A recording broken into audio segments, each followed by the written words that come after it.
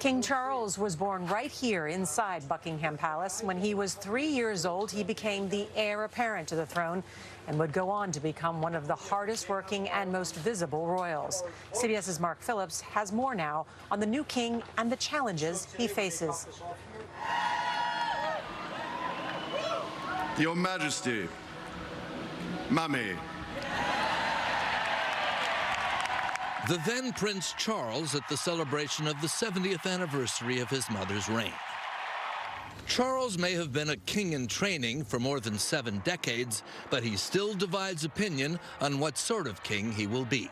I think he'd be a very good king. The monarchy is going to be a very hard act to follow. Charles comes to the throne laden with baggage, personal and historic.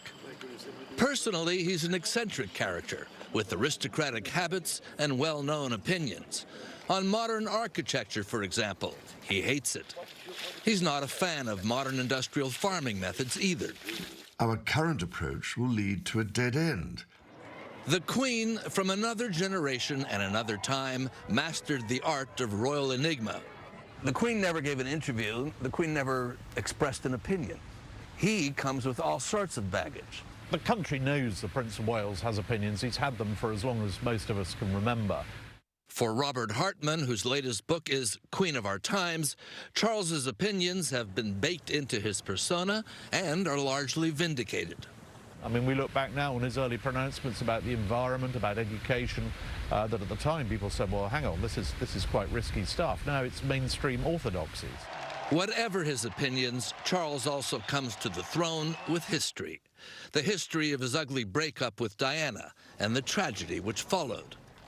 Time has passed, and his marriage to Camilla and her role as his queen consort are now largely accepted. But while the stigma of the Diana story may have faded, it can never be completely erased, especially given the popularity of her son. Robert Lacey is a royal historian. Much of the world would much rather have King William V than King Charles III. But the die of history has been cast. King Charles does have one thing going for him. The country has a pretty good idea what it's getting. Mark Phillips, CBS News,